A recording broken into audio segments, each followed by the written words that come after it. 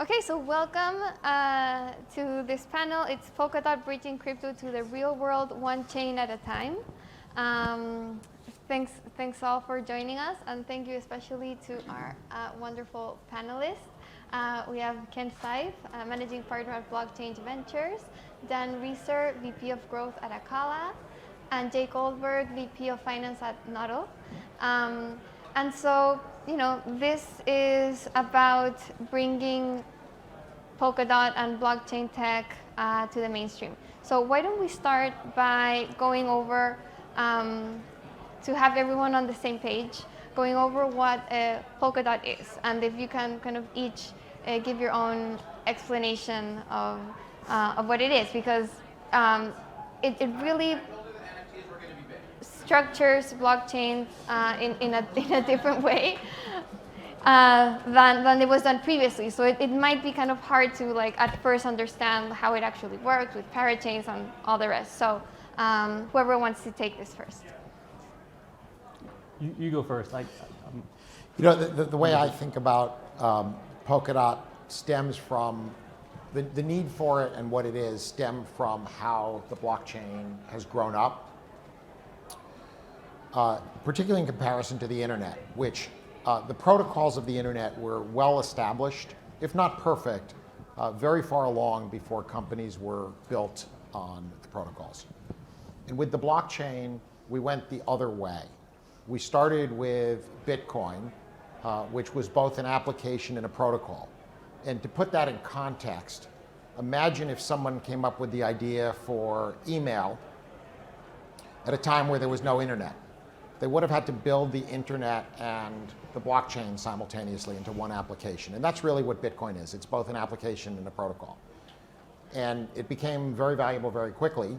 And so it became very clear that because for the first time you could own a protocol, it was more financially rewarding to build a protocol than to build an application when there were no users and no protocols. And so very quickly we ended up in a world where the protocol and the application was split, first with Ethereum and then with many other efforts. And before long, we had very small teams building layer one protocols that led to a proliferation of protocols. And each of those protocols had systemic disadvantages. Some were slower, some were less secure, some were costly to use, some were all of that. And so now we ended up in a world with small teams, lots of protocols, and protocols that, because of that, couldn't talk to each other. And this is where the need for some kind of interoperability connector to arrive. And that's really what Polkadot is. And so to put it in some additional context, if you can imagine a world where there were two internets instead of just one, and PayPal was built on one and eBay was built on the other, and they couldn't talk to each other, then it is quite likely neither of those companies would have become as big as they did. And so very early on in the development of all of these chains, Polkadot arose to create the connectivity between the various different chains. So I'll stop there and because I think that's just the beginning of what Polkadot is. Yeah, I can just add to that.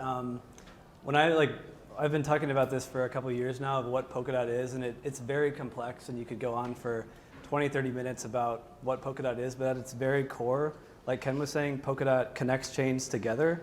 The other thing Polkadot does is it secures blockchain. So as you know, with all these layer ones like Ethereum and Terra and Solana, you have to recruit your own set of validators, which is a lot of effort for the developers' teams. With Polkadot, why Acala chose to build on Polkadot and connect to Polkadot is because we inherit the proof of stake security that Polkadot offers. So we can focus on building our blockchain and our applications and an ecosystem while Polkadot can handle the security of our network. The other thing is customization. So Gavin Wood built Ethereum, invented the Solidity programming language, but then went on to create Polkadot. But with Polkadot, he created Substrate, which is a blockchain development framework, and you can customize blockchains at the blockchain layer specifically for the use case that you're going for. So in our case, we're customizing Acala to be kind of optimal for DeFi applications, and in other cases, people are optimizing for gaming or NFTs or what have you. So I think those are a few things that I would just mention around what Polkadot is and why we chose to build in this ecosystem. So I'm a practitioner. I'm going to give a very sort of practical example rather than try to explain Polkadot, because frankly, it's beyond my abilities. That's why I let you guys go first. At Nodal, we're building this massive wireless network. And one of the key elements we have is the fact that we have an app that lets anybody with a smartphone mine our coin. So anybody with a smartphone can mine a cryptocurrency. And for us, that's a really important part of what we do. And I can talk more later about Nodal in detail, but having this app and having this sort of software ecosystem where we have lots of people earning coins is really powerful for us. But it also has this, we're starting to get this to the point now where we have people with real solid amounts of coins in their Nodal wallets. And that poses a problem. What can they do with the Nodal? What can they do with that Nodal cash? And so we have some things in the works for later this year. And the first one we did, I can't get into the details, but it's pretty exciting and it's kind of cool. You can do something you can do on your phone. And it was built very traditionally. Like it took 2 or 3 months to paper the contract. It's going to take 4 or 5 months to do the engineering work. And it's a great thing, but it took a lot of work. And one of the many benefits for me of Polkadot is the fact that all of that becomes much easier, because suddenly now anybody I'm composable with, I can sort of plug into my app and people can use their Nodal to do all kinds of things. So we're composable with Akala. That's the first one we've announced. We're talking to Kilt for a really interesting identity smart city project that could be a lot of fun too down the road. And there's all kinds of things that we can start looking at. It's pretty exciting. The options open to us. Perfect. If I could just add one thing, because I think one of the things that gets missed in 2021 is how early on we are. There are hundreds, maybe thousands of blockchains today. Projects like Ethereum have thousands of applications, but probably less than 5,000 applications being built on them. And it's extremely likely that in 10 or 15 or 20 years, there are going to be millions of applications that are built on top of blockchains. Given that 5,000 is built already, there's no such thing as a moat. There's no such thing as liquidity, because we're so early on in this process. And when you look at the biggest player in the space has 5,000 applications, and there are hundreds of blockchains already, the likelihood that we're even at inning 1 is pretty low. And so when you think about what has to happen for us to get there, the first thing is we have to have this underlying layer of protocols. And we don't have that today. Maybe as of last summer, we had a couple of blockchains that could transact at scale, right? Scale in this world today is always represented by Visa, who does 45,000 transactions a second. But when you start to look at social networks, for example, they're doing millions and tens of millions and hundreds of millions of transactions a second when you start to think about the likes and the comments and the forwarding. And so scale is not something the blockchain is even contemplating today compared to what it's going to need to address in the future.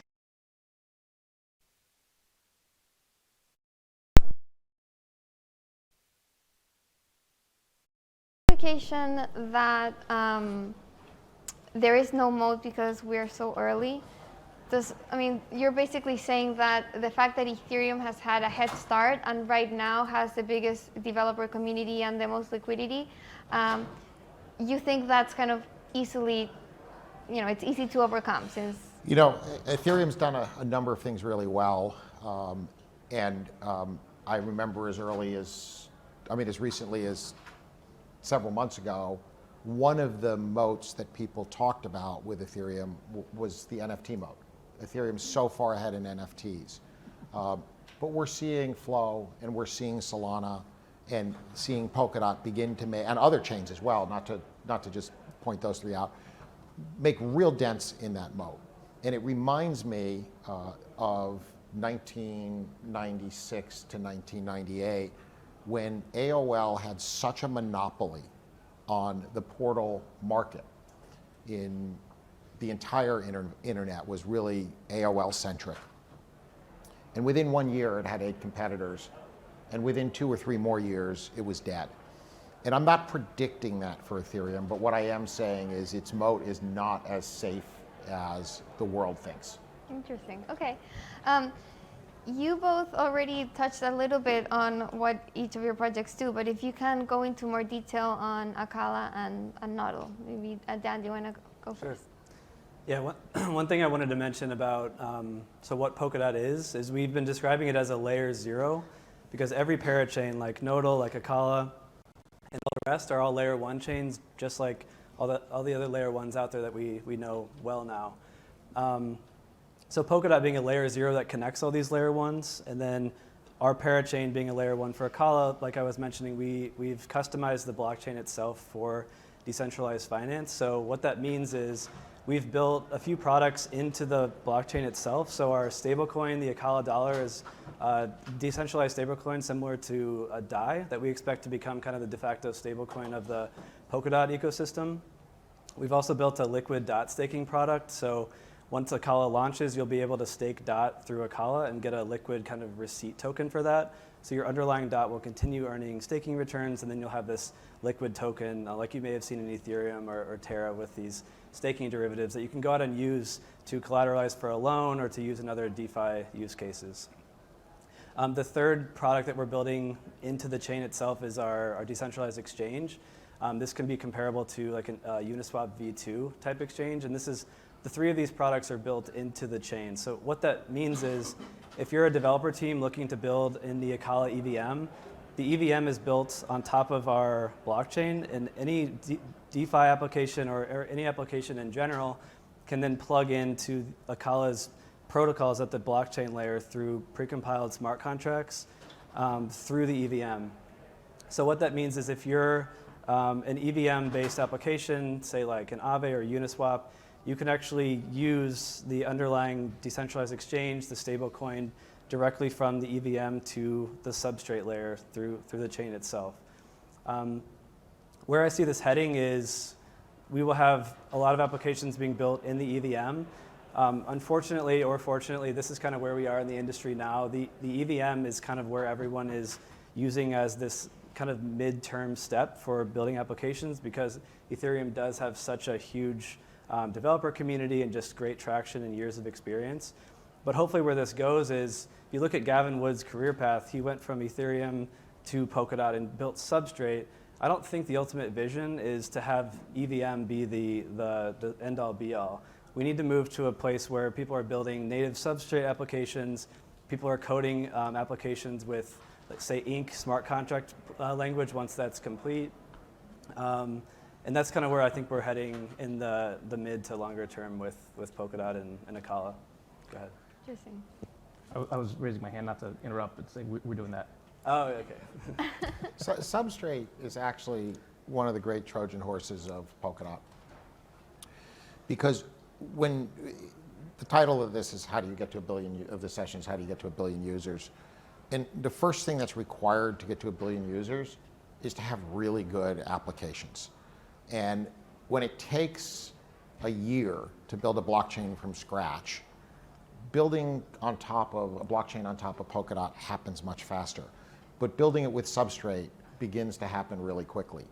And so if you begin to think about what a competitive advantage it is to be able to knock up a blockchain really quickly, when you're a company and you want to do, not just build a blockchain, you just want to do a proof of concept to test something, speed is really valuable. And so what's going to happen, and I don't think we've seen this virtuous cycle really start yet, but what I believe will happen is that companies will start to just do very simple proof of concepts to test ideas out. And they're going to do it in the fastest place possible, which I think is Substrate. And if it works, then I think they do their pilot in the same place because the developers have grown accustomed to it. And if that works, then they've proven that something can scale, particularly when the validator and security is shared across many parties. And so while we're really, really early, I think the business design of Polkadot is really thoughtful in terms of accruing speed of development on top of the platform, and therefore a lot of development of simple proof of concepts, which is a leading indicator to what happens next. Great. And one question on that, Dan. because I think what Akala is doing is just so ambitious. Like you're trying to do basically all of the biggest applications on Ethereum, but in one protocol, right? Like the Uniswap for Polkadot, the Maker for Polkadot. I mean, that's kind of, it's huge. Do you think the fact that it's easier and faster to build on Polkadot, is that what enabled you to take on like so many different areas? Probably, because when the Akala team, I wasn't on the team yet, but when they were evaluating, do they build in the Ethereum ecosystem, Cosmos, Polkadot, I think part of it was the kind of modularity and customization of Substrate itself. So the main difference is we're building these products that are traditionally applications on Ethereum, but we're able to build them into the chain itself. So that's the value, is that all these applications are going to be able to plug into the liquidity of the primitives or the protocols themselves within our chain, instead of having to rebuild the liquidity on this application, and the like. The other thing that is, I think, very underappreciated about Polkadot and all the parachains is that we have this ability to fork our chains to upgrade our chains without a fork. Polkadot, last time I checked, it had upgraded the chain around 25 times since launch. It's only been launched for a year. This is 25 upgrades that would have required Ethereum to fork the entire network. Just the speed that you can innovate with that, and just being able to customize and just upgrade the chain without a fork is pretty unbelievable. And what this actually translates to, just one more thing, is when there's developers building, say, Ethereum compatible applications on Akala when we launch, what these developers can do is call up Brian Chen, who's a unbelievable Substrate developer on our team, and they can say, Brian, I wish we could do this, or I wish the chain did this, and Brian could actually build a module into Substrate, upgrade the chain, and the Akala chain itself is then upgraded based on a requirement from a developer at the application layer, which obviously you can't do that on Ethereum today. You can't just continue upgrading the chain. So that's going to be, I think, one thing to watch with Polkadot chains. Yeah, I think for us, it's less about the speed. That's great. I think it's more about the flexibility to be able to add features and control our own roadmap in a way that I don't think was possible before. And the speed matters in this war for domination. And the backward compatibility, which Dan, just to build on what Dan said, the backward compatibility of these upgrades is really very powerful. So once you do upgrade and it's seamless and there does not need to be a hard fork, it's backward compatible to all prior versions. And so the speed with which change can happen is likely to be orders of magnitude faster than in other environments. I wonder if that's like a risk to centralization, if like projects can, is it like unilaterally upgrade their applications? I mean, the reason why it's done with a fork and with like all this consensus happening on Ethereum is to make it more, decentralized, resistant to corruption and like malicious takeovers. Is that hard? Is that a risk for Polkadot to be able to be upgraded that quickly? And maybe Jay, you can weigh in. I'm probably not the right person to get into the technicals of it, but I think there's enough protection built into the protocol with the way it is today that I think there's greater risk we see in a lot of other alternatives, right? I mean, for us, when we first started, we ran on Stellar, and Stellar's great. I don't want to throw any shade on them, but they're a very supportive partner, but they didn't they don't do what we needed to do. And for us, I remember going through our evaluation process of, all right, if we're going to move off Stellar, what are we going to go to? And we looked through everything else. We looked through all the other alternatives. And it was very, very clear from very early on that Polkadot was the best platform, balancing security and centralization and governance and the whole list and throughput, all those things. It was a pretty easy thing. So yeah, I'm sure we could sit here and construct a hypothetical scenario. I'm sure there are lots of risks we all have to be careful of, but I think the real choice is between that and the alternatives, and I think Polkadot weighs that the best, comes out the best and all that. Yeah, I think so someone asked on a call, I'm not technical enough to answer that question either, but someone asked on a call recently, like what would happen if there was a bug in an upgrade for one parachain, can that affect the rest of the Polkadot network with all these connected parachains? The answer that Betty Chen on my team gave was that it's basically contained to the parachain layer. So if there was a bug in the parachain, it wouldn't be able to affect the relay chain or any other parachains. There's people actually I see in the room that could probably answer this question maybe after we're finished. Oh yeah, and by the way, like there will be 10 minutes of questions, so write those down. Yeah, so maybe we can get an answer from the back over there. Okay. But yeah. Cool. Okay, and then back to my initial question on getting deeper into both of your protocols. Jay, do you want to talk about Nodal? Sure. So at Nodal, we're building the world's biggest wireless network, right? And wireless in the sense of the way that Verizon and AT&T build wireless networks, but they do person-to-person voice calls and stream HD videos to your phones. Nodal wants to connect all the things that can't be connected today, right? You've heard of things like the Internet of Things, which is the idea that we're going to connect 50 or 100 billion electronic devices to the internet. And I think that's good, that's part of what we do, but there's a much larger universe of things that we could all benefit from if we could connect them to the internet and to the power of software. And so, shipping pallets, packages, Coke cans, tools, like just adding up those, that's 1 trillion objects a year. And we have a way that can connect them to the internet at a radically lower cost than anything that's available today. And just going back to the theme here is when we started this, our founder Misha Ben-Alil came up with this really, really elegant solution for distributing the software and putting it on millions of devices. Our software that connects all these into a single network that lets us communicate with all those trillions of objects out there. And we took this idea to customers, and they were, they let us in the door because of the price and the economics. We'd solve this important problem. But then their first questions were, how do you do privacy and how do you do security? Right? And these are two linked problems. And we quickly realized that the only way to solve those was to do it on a blockchain. Right? If you had a centralized security model where all those trillions of devices had to go back to a central server, it just wouldn't scale, right? So I think it's important because it's not everything has to be built on a blockchain, but the way that what we want to accomplish at the scale we want to accomplish, it had to be built on a blockchain. And then we've been able to scale this up because we're now eventually we ended up on Polkadot, and we're able to now offer a platform for enterprises, for customers, for governments, anyone who wants to communicate with these trillions of remote objects out there, and run software on them and configure them and do two-way communications and build massive sensor networks and all kinds of really powerful applications that can unlock an immense amount of economic and societal value.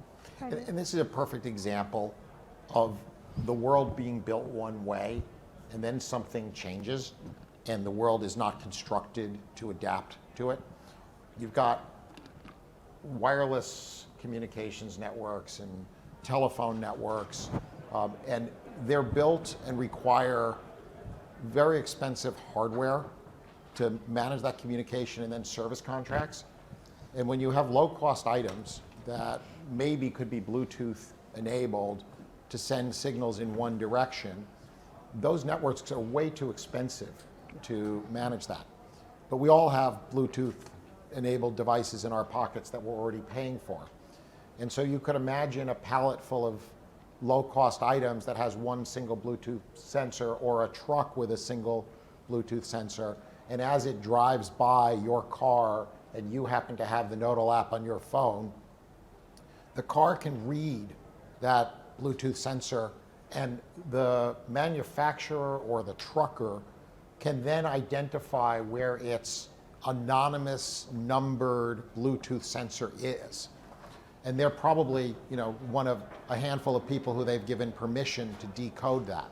And so all of a sudden, the ability to find objects in real time or in near real time with one directional transmission enables us to build businesses that are fundamentally different or more accurate than exist today with our existing networks. And one example we were talking about with Nodal was just the package and shipping industry. When you go to track your package on FedEx or UPS today, it says in transit, it says in process. But with a simple platform and a wireless mesh network, you could literally know exactly where that package is at that very moment or 5 minutes before. So to simplify greatly, it is not all about getting devices which are like chips, or So the idea is that today we can communicate with anything that has electronics in it, anything that has a radio in it. So mostly that's Bluetooth, because everything has Bluetooth in it today. But we can do Wi-Fi, we can do cellular, like all the acronyms in telecom. We can connect to anything that will eventually be able to connect to anything with a radio in it. We're also getting to the point though where the cost of that Bluetooth radio is falling dramatically, and you'll be able to get a Bluetooth sticker for 25 cents that you can just put on a package. It's disposable. I mean, those are all coming soon, and we start taping those to things, taping those to everything, and suddenly everything can be communicated with. And I'll give you an example of where this can play out. 3 components put together. If you take a digital currency, you take a mesh network, and you take a smart contract, and you package them together, it's going to change the purchasing and shipping industry forever. So today, letters of credits get opened, packages get shipped, there's a bill of lading, there's an inspection report. When all of that gets transmitted successfully, which can often be a week after the shipment, then a letter of credit can be drawn on. You could literally see how an item with a Bluetooth transmitter on it, or on the pallet, gets to a warehouse in the United States, and instantly, because of a smart contract, that sends a signal to the smart contract, which triggers the payment in USDC or some other stablecoin. And all of a sudden, the flow of cash gets materially changed. The number of jobs and the types of jobs that are required to do that gets altered materially. And the speed and efficiency is going to be a new competitive threat and opportunity in just that one industry alone. And again, I'm not here to invent new businesses. These kinds of things, coupled with other technologies simultaneously, are going to reinvent a lot of the industries that exist today. So that really sounds like science fiction. It's like very futuristic, like real objects connecting together to a blockchain and tracking all these things real time. For this panel, looking at what is the next step to bring blockchain to the next billion, what are kind of the things that can happen kind of next year, that like the use cases that are probably going to be live like in, I don't know, few months on Polkadot that you think can scale to the masses, I guess. So I have one that we've been noodling around with, no pun intended. So I mentioned before, right, you can use anybody with a smartphone can use that smartphone to mine our coin. We can take that a step further, where anybody can go out and buy, a little weather sensor, right? Again, the prices of these are very, very cheap. You can go out and deploy millions of little temperature, humidity gauges, and then through that build what would be this massive global micro-level granular weather network. And I think the interesting thing about this is, one, it would all communicate over nodal, but then what we would want to do is work with Akala and others to factionalize ownership of that, right? And so you have a distributed, it's DeFi, everybody could own a piece of that or could own their own little local weather station. And I mean, this is $5, right, for one of these things. And then we would have this huge weather network, which we can then use for, it can be used for commercial purposes, because everybody likes to know what the weather is going to be on the other side of town. But it's also, I think, important for things like global warming, and monitoring environmental conditions, right? And all of that is, I mean, I could think of a way to construct that in today's telecom world, and it would be billions of dollars, and it would have to be like governments involved building it, very centralized. I think Nodal, which is 50 people on Akala, and a couple other people could put that together fairly quickly, and it would be owned by everybody. And it would transform, just as another example, transform climate insurance and crop insurance. Yeah. The billion people question is a really interesting one, because the very first thing that has to happen is the foundational layer has to be set. But once it's set, the speed with which things like this can happen is going to be transformative, way faster than the internet. Because when the internet began to be developed on, in order to use it, you had to have internet access. And that meant you had to wire homes. And that took a long time, and that was a gating factor. To use the blockchain also requires internet access, but we all have that. So the speed with which this is going to deploy, once the markets are ready, once the underlying infrastructure is ready, is going to be transformative. And I think you said it was sci-fi. I'll bet you what I described is happening in 36 months or less at least some kind of test scale. And I believe it will be happening at scale within 5 years. So sci-fi is getting pulled closer and closer. And the reason why it seemed like it's taken so long for real applications to happen is because we haven't had the protocols like Polkadot that can support this. And I think we're getting very close to being able to support real world cases like what Jay described. Very cool. Go ahead. Yeah. So I'm going to answer the same question, and actually Ryan Selkis asked Gavin Wood this morning at the end, and my answer is the same. For crypto to get to 1 billion people, and DeFi specifically, it has to not feel or look like crypto, to be honest. Crypto is very hard to use. My parents would not be using Polkadot.js, if you guys know Polkadot.js. We need user interfaces and applications that are easy to use and feel like using Venmo or a bank. An example of this on the Acala side, we announced probably 3 months ago or so. If you're in New York, you probably know Current. Current.com is a fintech company. A couple months ago, they were blasted all over the subway system here. They are a fintech company that actually started in crypto. They were trying to build on Ripple after leaving Morgan Stanley. And then they asked themselves, how do we get crypto in the hands of millions of people? The answer is don't build in crypto, build in fintech. So they built a fintech application, which is a savings account application for about 3 million young Americans. They're based in the US.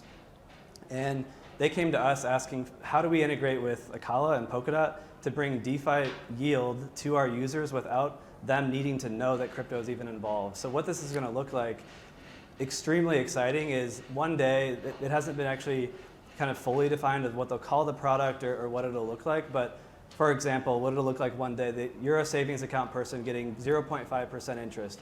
You open up Current one day and a little pop-up comes up and it says, would you like to sign up for our 3.5% interest yield account? Yes, sounds great. So you start putting in $50, $100 a month. What's actually happening in the background is these dollars are going to flow out of Current through an on-off ramp into Acala, converted into the Acala dollar, sent into Acala into this yield engine that we're building with dot staking returns, Compound. We got a grant from Compound to build a bridge to their chain. Other forms of yield. As this yield is earned, it'll be liquidated back into AUSD, converted back into dollars, distributed to current customers, and they're all of a sudden getting 6 times more returns than they were with their previous savings account. That's a DeFi backend, fintech front end. People don't even need to know that Acala or Polkadot or crypto is even involved. Of course, they can look into it, but that is one example that's actually being built right now. Most likely launched hopefully in the next 6 months. And that's going to be live in the US very soon. So and that probably, things like that are probably the first gateway to 1 billion users. There are so many people without banking accounts and without credit. And so instead of putting yourself in the frame of mind of when does this hit our world in the United States, think about how much pain you would be willing to endure to have a loan in a country where you have no credit, in a place where you have no credit, all of which is enabled with mobile banking. And so we don't even have to be perfect in the third world. We just have to be functional. And so I think that's the first place where we're going to see real mass adoption, is in the banking and lending and credit side of this business. And it's going to be very simple applications that roll out first. Super interesting. Okay, so getting to the billions involves fintech plus DeFi, involves connecting with real world assets, and you're all betting this will happen in the next year or so.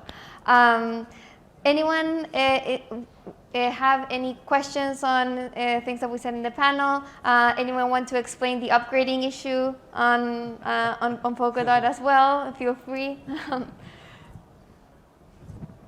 Over there.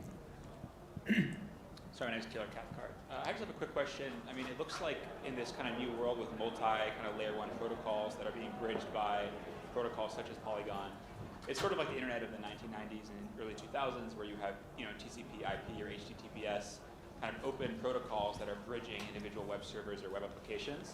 So how do you think about the kind of proprietary closed source, or at least closed ecosystem nature of Polygon in this context, as it's differentiated from sort of the more open protocol that bridged different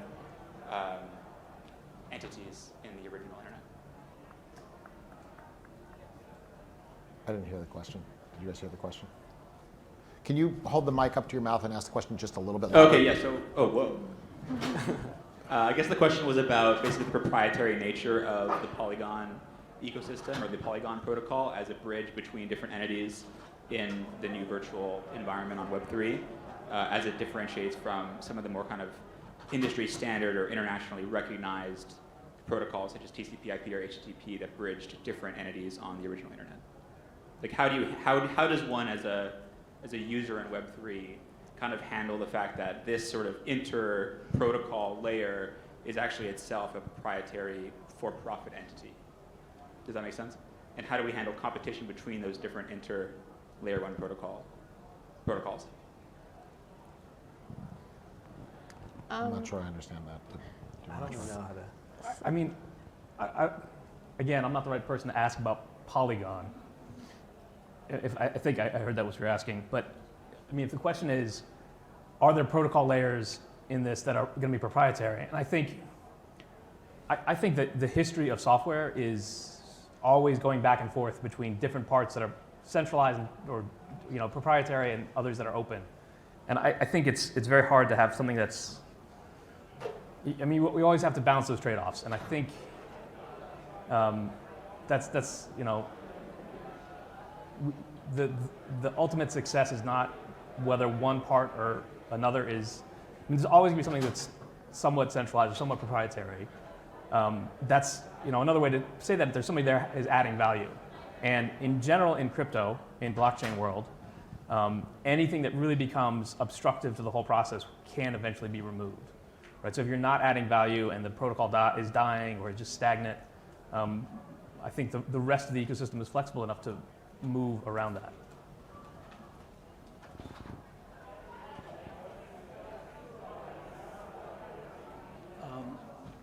Hello. Okay. How does the Polkadot ecosystem incentivize teams like Nodal or Akala to build on them? And what are the partnerships there aside from just pure usage and utility?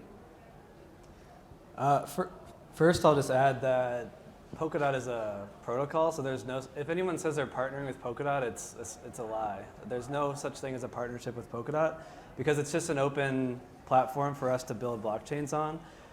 In terms of incentivizing us, I think we've been incentivized through tech quality.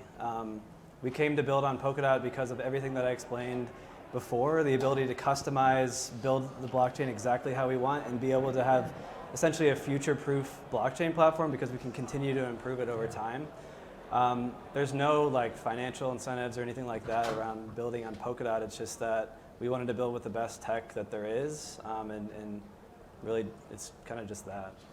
Yeah, that was our journey too. Is our engineers came up with our blockchain architect Elliot, who really is deep into this, came up with this solution. He wanted to go down Polkadot. He reached that conclusion for purely technical reasons, long before we got into partnering or any support or anything like that. And so, that was our first and foremost. I do think we're entering an era where, at least for the last 6 years, 7 years, technology has led the way. I think it's quite likely as the blockchain becomes more commercial, more traditional companies begin to build on it, the technology becomes more usable, that to win is going to require commercial sensibility and technical excellence. and that it'll be some combination of those two things that drives the ultimate winners from this point on. And so I think while incentives may not be the thing that ultimately leads the commercial sensibility charge, things like better product, better UX, better access to the talent for support and help are going to become critical differentiators. Even developer tools will become critical differentiators in the technology that wins. And it may be that a really, really good technology with extraordinary commercial sensibility becomes an equal competitor to the best technology in the world. And we've seen that for the last 20 years in other industries, and I think it's likely to play out here too. Okay, so I have a very fundamental question. Blockchains are supposed to be this data layer for the entire world. And it has been the hardest.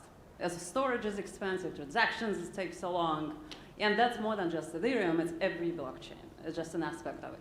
So how does Polkadot solve for being the data layer? But very curious. Being a little what? How does Polkadot solve for being the data layer?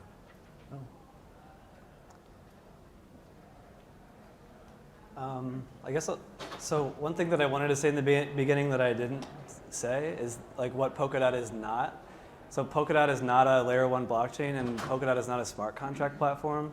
So you don't build applications on Polkadot. What Polkadot does is, what I was saying in the beginning, is it secures blockchains and it connects blockchains. So as Polkadot as a data layer, I would maybe argue that the data layers are probably going to be more at the parachain layer. And if it's a parachain for IoT devices or for any other sort of data, the good thing with Substrate is you can build the chains specifically for that use case. But that's just kind of the bottom line, I guess, is that Polkadot is really a low-level infrastructure that's connecting a bunch of blockchains together. You're not going to be storing data on Polkadot itself. Yeah, and Jenny, I'm not sure that saying that the blockchains are the data layer is going to be the answer in 5 years. I think at a minimum, we're going to be saying blockchains are smart contracts, and they're going to be doing an awful lot more stuff, of which data is a component. I think if you dumb down the internet to what it really is, it's allowing data to transfer frictionlessly between two entities. If you dumb down the blockchain to what it is at its base layer, it's allowing value to transfer frictionlessly between any two entities. And so data is a piece of that. Valuable data is a larger piece of that. But the validator piece, the security piece, the smart contract layer, we just haven't seen it yet because it's so early on. So I think what actually is going to distinguish blockchains from each other in 5 or 10 years is their ability to move massive amounts of value securely and frictionlessly. And so I think it's much more than just that one definition. Dan, this is going to be a question for you. Akala is obviously going the super app route. What are the advantages you see on like the product and UX side with having all these different primitives on one platform versus fragmented? All the what on one platform? All the different primitives, so like trading, borrow, lend. I think there's several. One thing that we were using even for Karura, just like calling it an all-in-one hub. If you look at like the comparable products that are built on Ethereum, you go to Maker to do one thing, you go to Compound to do another thing, you go to Aave to do another, and you're hopping from one site to one site. The benefit of building in an environment like Akala is that you're essentially you're doing everything in one place without having to do all these bridging and cross-chain transfers, which you even have to do between parachains. Hopefully it gets easier, but I think the benefit is that once you bridge, for example, your BTC over, you collateralize that for a loan, and then you're using that within an application built on Akala, say one of the EVM compatible applications.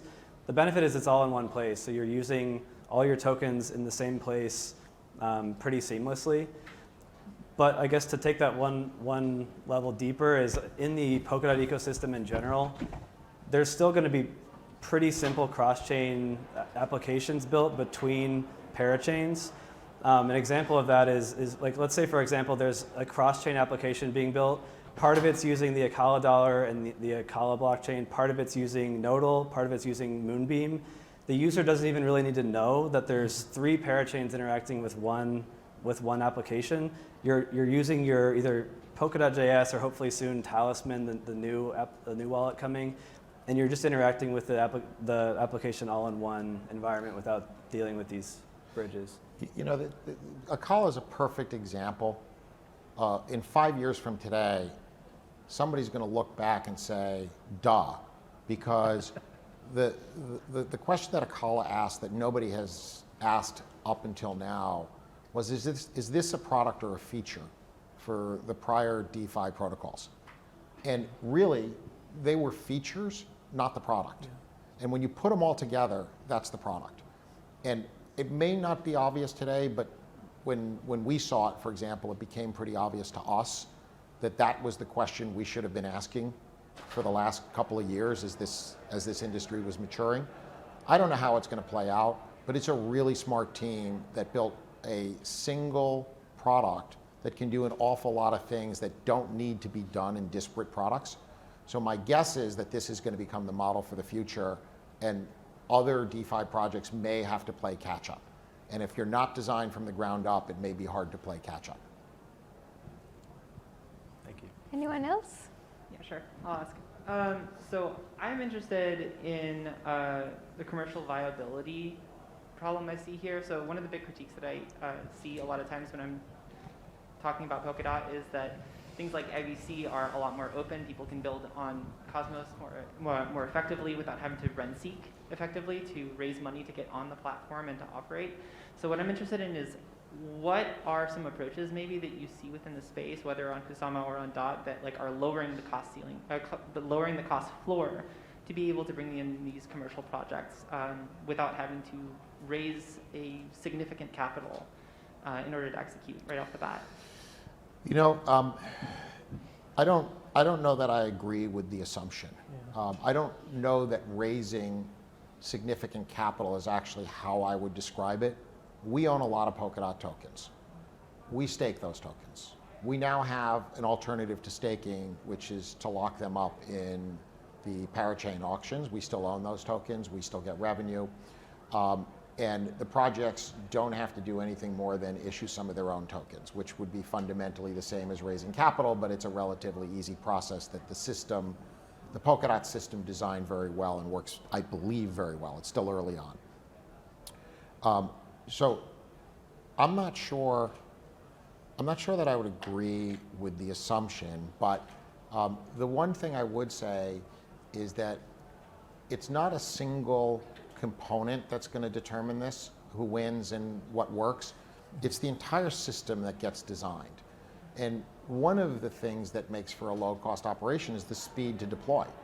And the parachains dramatically speed the deployment of the validator network and the security. Substrate dramatically speeds the development of a blockchain. The better the technology you build on, the more powerful the business you build on top of it can be, and the faster and better it can scale. We're in the early stages right now. I think this is the first inning for layer 1 protocols, maybe the second inning. And we're hearing Polkadot be described as a layer 0 that sits underneath it. So even the systemic design of how the blockchain is going to work is still not set. Come back in 5 years, and I think it's going to be really clear. So I think the speed at which this happens is going to be pretty fast.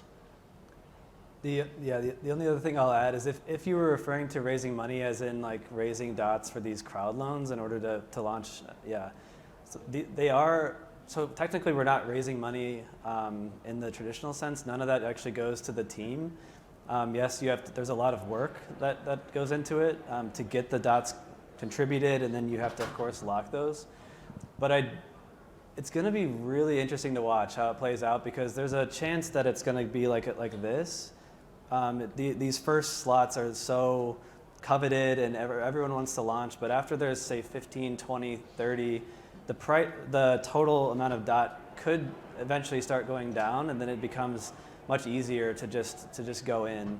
I'm hoping that in 2 years when Akala is renewing our slot, that it'll be a little bit more reasonable in terms of the amount of dot, but we'll just have to see how that plays out. And there is something called a parathread, which effectively is NetJets for a parachain.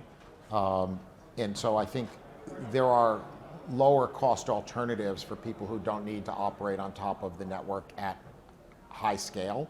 And so there's this opportunity to have both a minor leagues and a major leagues. And candidly, there's Kusama also.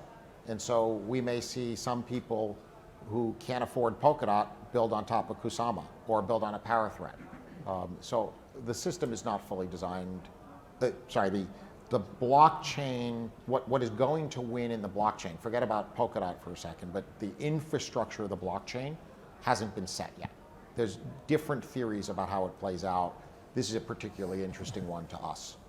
Yeah, and the auction strategy, like everyone's forming their own strategies and how to approach it. If you're talking about like corporate entities coming in and trying to get a parachain slot, I'm sure there's a totally different way they'd be thinking about it, whether it's self-funding it. If they're sitting on $50 million and they can just buy a bunch of DOT and launch, that's much easier for them versus doing this crowd loan, which is kind of more crypto native or blockchain native, where we want to involve 50, 100,000 people in the process. So it's really everyone's kind of learning as we go.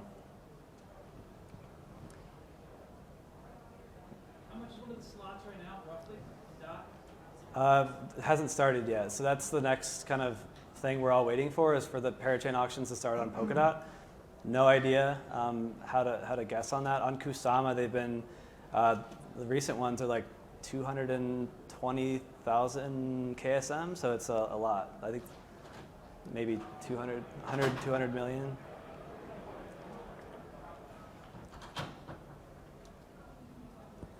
Anyone else?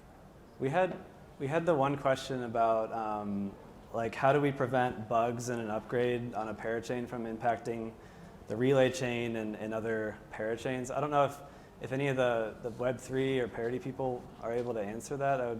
That'd be awesome. But if not, it's fine. My question there was like how to avoid centralization and censorship risk if applications are upgraded so seamlessly without the need of like getting consensus. I'm not sure that I was here for the full question, but like bugs on parachains, generally speaking, will not impact the relay chain or other.